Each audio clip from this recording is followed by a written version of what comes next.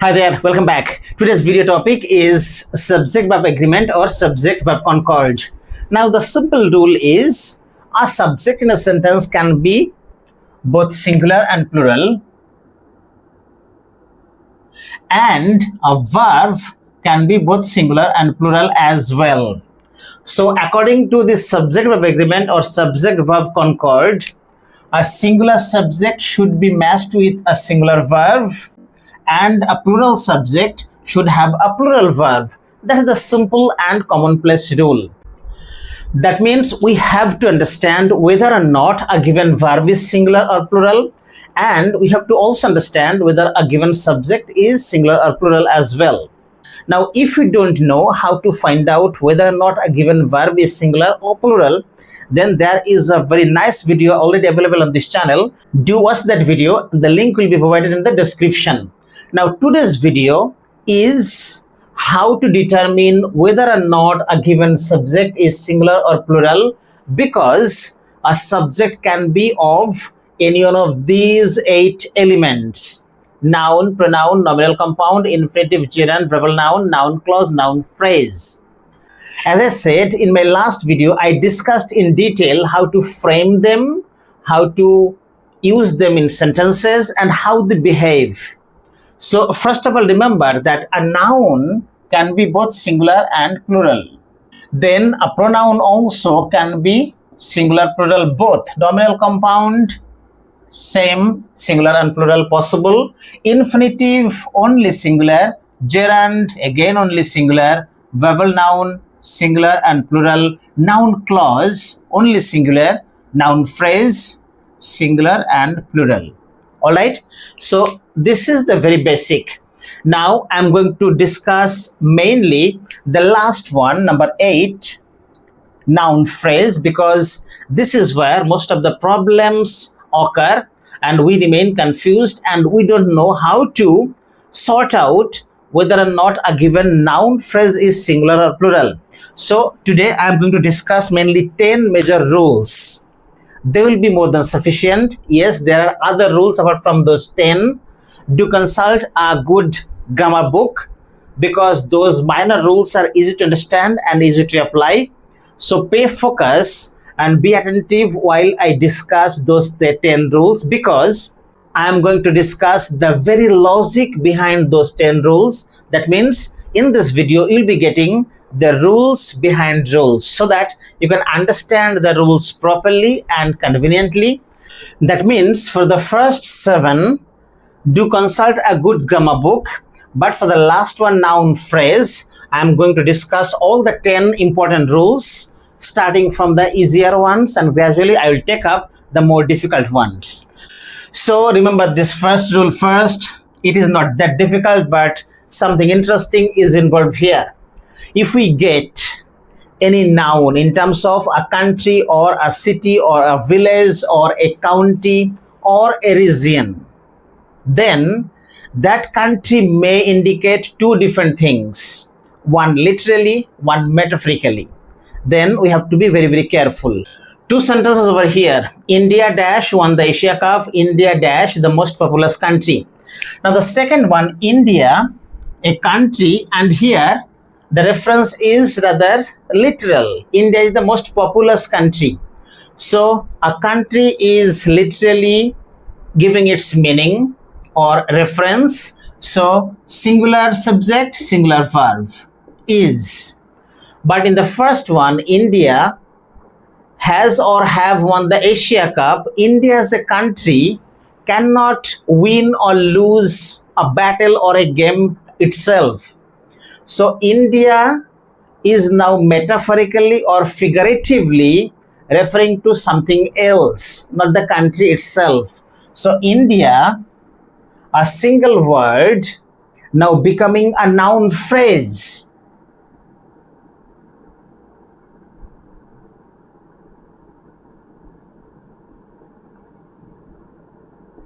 The players of India, or the players representing India. So this noun phrase is to be considered now. Now this noun phrase is plural because we have plural noun involved here. So the verb should be have. and not has. Then rule number 2, very, very interesting. Noun phrase as well. Here we'll be getting the definite article the plus an adjective.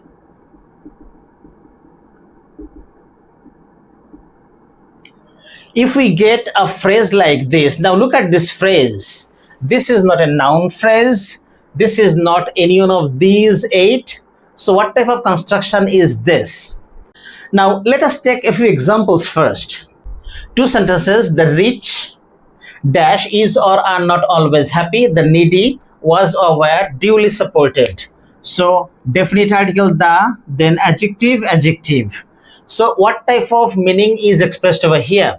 Remember that whenever we get construction like this as subject, or for that matter the object, then here as well we are getting some sort of metaphorical or figurative meaning.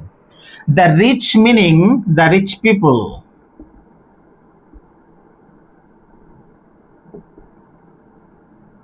A group of people or class. The needy meaning the needy ones.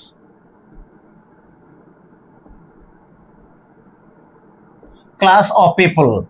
Okay, so you see, ultimately, apparently a single phrase, unique phrase, is becoming a noun phrase metaphorically, which are plural. Therefore, those plural subjects should take plural verbs. So the correct options are and were in these 2 cases. All right. Now remember, in rule number 1, we are getting what is known as metonymy.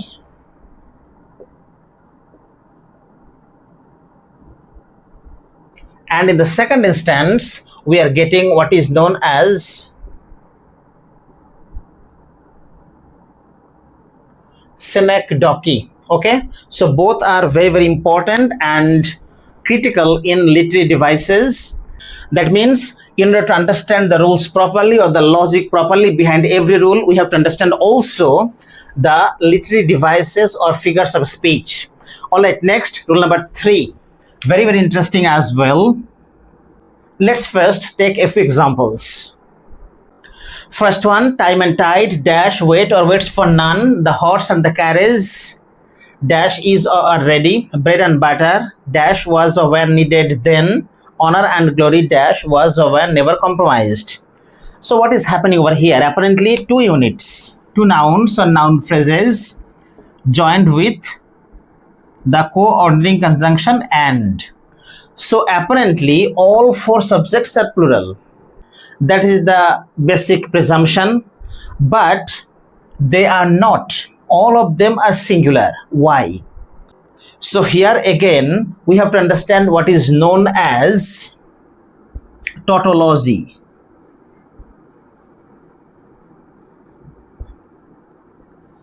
So tautology again is a literary device through which we use one application unnecessarily at least twice.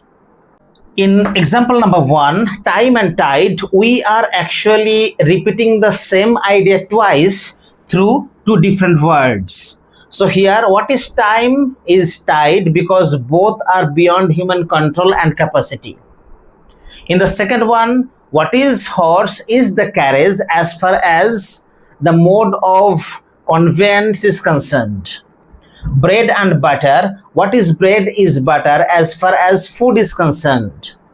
What is honor is glory as far as prestige and self-dignity is concerned. So ultimately, out of these pairs, we are getting a single essence. Although we are using 2 words which are sometimes synonymous or at least indicating the same idea. That means the literary device tautology is involved in all the 4 cases and all 4 are set phrases. So we have to take them singular and not plural. Therefore, the correct options, verb options should be singular. So here it should be waits, here is, then was again. All right. So this is the logic. Remember this. Next, rule number 4. Now this time we are also getting 2 units joined with the coordinating conjunction and. But there is a difference. In the first instance, we are getting only one article in terms of the. In the second example, we are getting the definite article twice.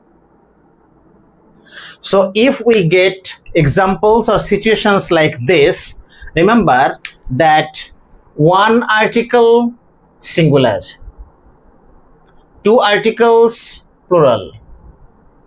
So simply remember that if we get one article, be it definite or indefinite, then the verb should be singular. If we get 2 articles, then the verb should be plural.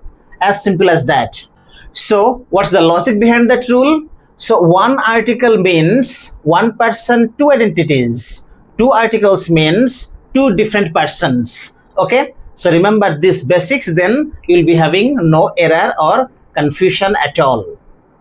Okay, then rule number 5. This one is all about pronouns. So if our subjects include pronouns only in terms of the first person, second person, the third person pronouns, then the sequence will be second person, third person, first person, no change, no alteration, then second person, first person, or third person, second person, or third person, first person. So the basic rule or the simple clue is like this, that we have to arrange these pronouns according to the least important towards the most important. So the third person is the least important, second person is more important, and the first person is the most important. And that's why the first person pronouns should be placed at the very end, closer to the verb. As you can see here, you, he and I, you and I, he and you, he and I. So this is the sequence. Now, you, he and I. So ultimately, many people, that means I is becoming we. And accordingly, the verb should be plural, are, in present. You and I again becoming plural, so are. He and you are, because I am putting stress on the more important one. He and I is more important. So here more than one person, again we have to consider the pronouns together as we are. Next, rule number 6, very, very important also. So here we will get context with regard to time, distance, and money. Now, example number 1, rupees 5,000 dash was or were a big sum then. So here, rupees 5,000, although the unit is plural, rupees, but ultimately the plural unit is referring to a single amount of money, single pool of money. Therefore, it should be was. Similarly, 20 kilometers from here till here, this unbroken stress, a single stress or single expansion, and that's why it is. Therefore, 20 kilometers is too much for the old man. Finally, 40 minutes, again, it is an extent or extension of time duration, ultimately unbroken and continuous one. So again one like the other one. So the verb should be is. Okay, rule number 7 is quite a peculiar one, because at the very beginning we are getting some sort of confusion or apparent contradiction. Many is plural modifier or determiner, while the article a is singular determiner. So which one should we take or give importance to? If we say many, then it should be cars and then it should be were. If we say a, then it should be car and then was. So which one is correct? Now the simple rule, remember, is whenever we have two options, option 1, option 2, then take the one which one is closer to the verb here. So A is closer to the verb. That's why A should get importance and not the other one, which is many. Therefore, the correct version will be many a car was bought by him. All right. So this is the simple logic behind this rule.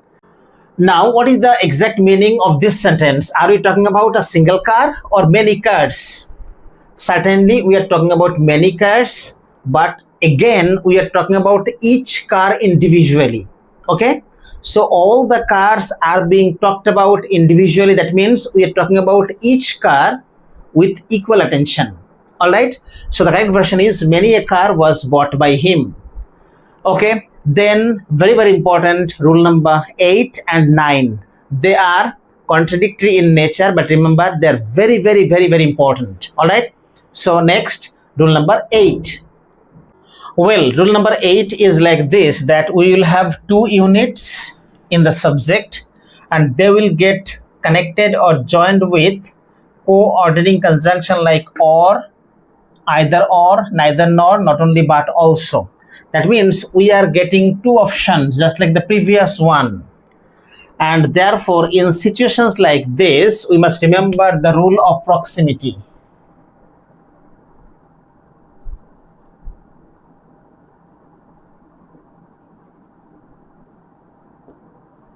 That means, as I explained here, that out of the two options, the one which one is closer to the verb should be considered. The same over here. Look at the sentences. First option or unit 1, unit 2. Unit 1, unit 2. Unit 1, unit 2. So, here we are getting options. This unit or that unit. So which one should we consider? According to the rule of proximity, we should consider the one which is closer to the verb. So his parents, their father, its grandparents should be considered. His parents plural. So we should take the plural verb are. Then the second unit in the second sentence is singular. It should be singular verb was. Then the second unit in the third sentence is plural. Therefore, the verb should be plural as well. All right. This is the rule. So whenever we get options, ignore the first unit. Consider the second unit because the second unit is closer to the verb. All right. But rule number 9 is just the opposite. And there is a specific reason behind that. Let's know why. Alright, rule number 9 will be just opposite to rule number 8. This time we will get two units, but they will be joined with a preposition and not with coordinating conjunctions. So this time we are not getting two options like here. So the first unit here, second unit here joined with preposition of, then first unit, second unit joined with the preposition of. Again, unit 1, unit 2 joined with the preposition of. We may have any preposition. Now, the rule is that the preposition along with the unit after it, maybe a noun or a noun phrase, will always become, in this case of subject formation, an adjective phrase. So here, this one is an adjective phrase.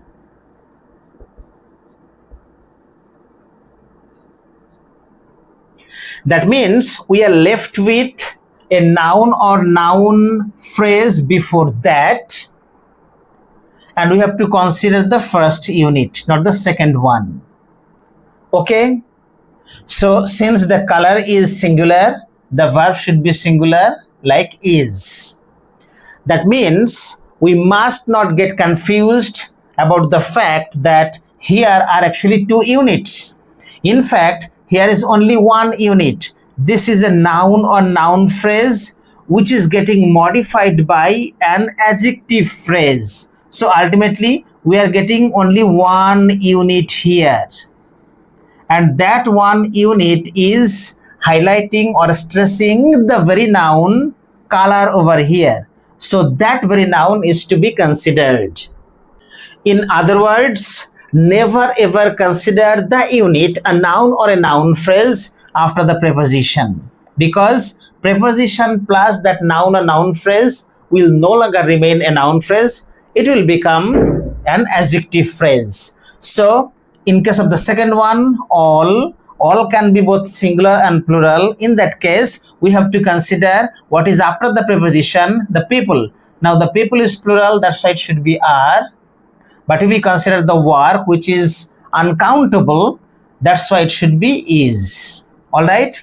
Now none of them, none is always taken as plural because none means not all.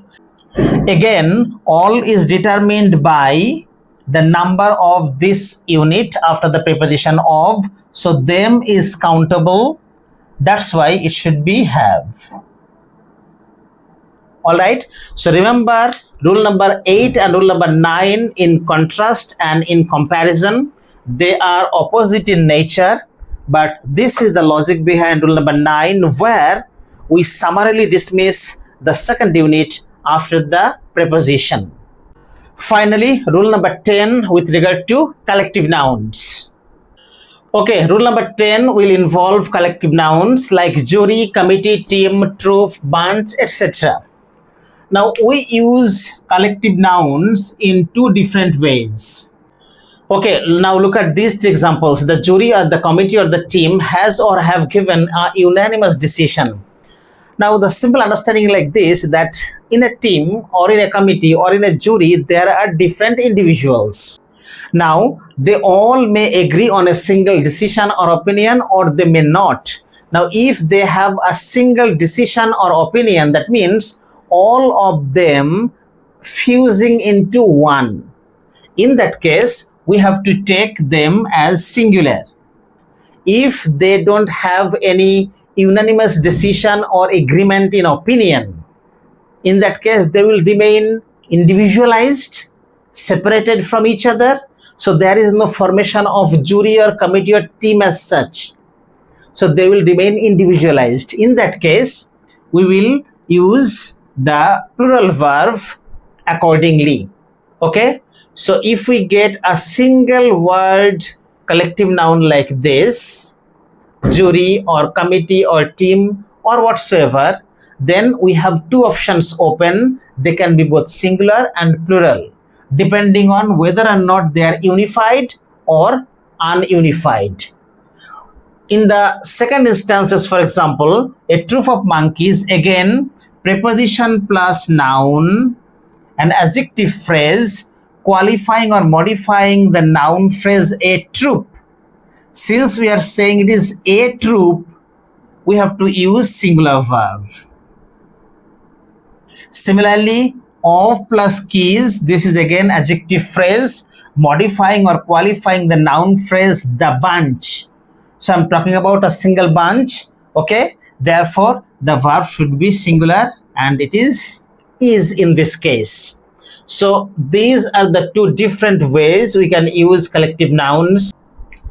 All right then, so that's all about the most important 10 rules with regard to subject verb agreement or subject verb concord. So I'll be back with many more videos for you, and my next series of videos will be on 8 parts of speech: noun, pronoun, adjective, verb, adverb, preposition, conjunction and interjection. And very often I say that if we don't know the interplay between the smallest units, the parts of speech, then we will have difficulties, queries and doubts again and again whenever we try to write a sentence or speak a sentence. So first, have basic and decent knowledge of all the parts of speech. Then writing a sentence, framing a sentence, or even transformation of sentences will be just easier. So get better every day, slowly but surely, and serve yourself and your motherland in a long run. See you soon with my next video for you. Thanks for watching.